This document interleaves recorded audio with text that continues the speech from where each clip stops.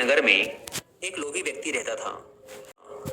अपार धन संपदा होने के बाद भी उसे हर समय और अधिक धन प्राप्ति की लालसा रहती थी। एक बार नगर में एक चमत्कारी संत का आगमन हुआ। लोभी व्यक्ति को जब उनके चमत्कारों के बारे में ज्ञात हुआ तो वह दौड़ा दौड़ा उनके पास गया और उन्हें अपने घर आमंत्रित कर उनकी खूब सेवा करने लगा। सेवा से प्रसन्न होकर नगर से प्रस्थान करने के पूर्व संत ने उसे 4 दीपक दिए। चारों दीपक देकर संत ने उसे बताया, पुत्र, जब भी तुम्हें धन की आवश्यकता हो तो पहला दीपक जला लेना और पूर्व दिशा की ओर चलते जाना। जहां दीपक बुझ जाए उस जगह की जमीन खोद लेना, वहां तुम्हें धन की प्राप्ति होगी। उसके उपरांत पुनः तुम्हें धन की आवश्यकता हुई तो दूसरा दीपक जला लेना, जिसे लेकर पश्चिम दिशा में तब तक चलते जाना जब तक वह बुझ न जाए। उस स्थान से जमीन में गड़ी अपार धन संपदा तुम्हें प्राप्त होगी।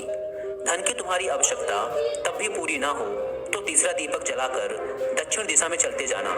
जहां दीपक बुझे वहां की जमीन खोदकर वहां का धन प्राप्त कर लेना।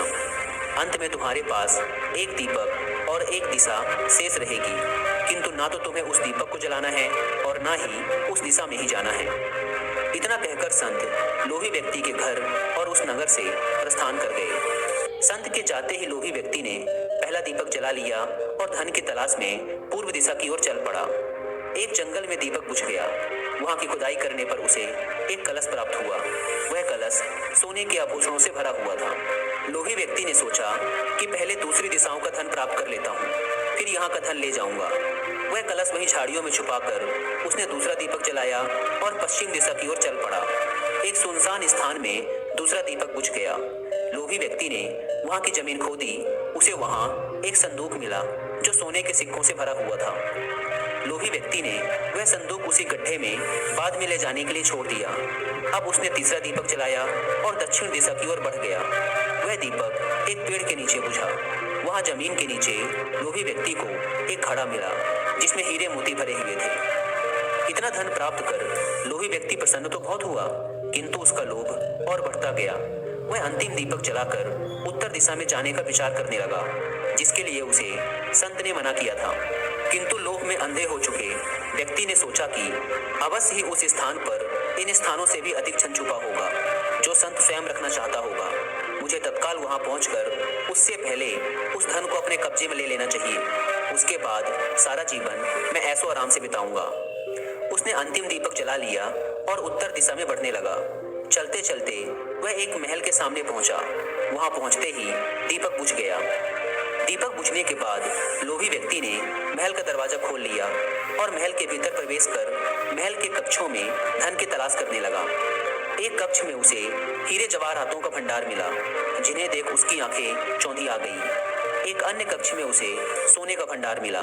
अपार धन देख उसका लालच और बढ़ने लगा। कुछ आगे जाने पर उसे चक्की चलने की आवाज सुनाई पड़ी। वह एक कक्ष से आ रही थी।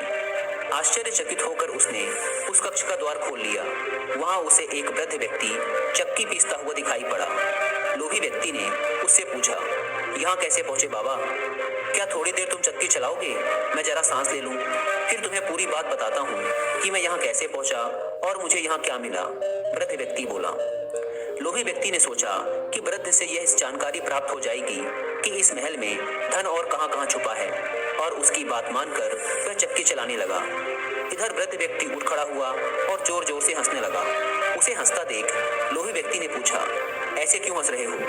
यह कहकर वह चक्की बंद करने लगा। अरे अरे, चक्की बंद मत करना, अब से ये महल तेरा है। अब इस पर तेरा अधिकार है और साथ ही इस चक्की पर भी। यह चक्की तुम्हें अब हर समय चलाते रहना है, क्योंकि चक्की बंद होते ही ये महल ढह जाएगा और तो इसमें दबकर मर जाएगा। गहरी सांस लेकर वृद्ध व्यक्ति आगे बोला, संत की बात ना मानकर मैं भी लोभवश आखिरी दीपक जलाकर इस महल में पहुंच गया था। तब से यहाँ चक्की चला रहा हूँ। मेरी पूरी जवानी चक्की चलाते चलाते निकल गई। इतना कहकर वृद्ध व्यक्ति वहां से जाने लगा।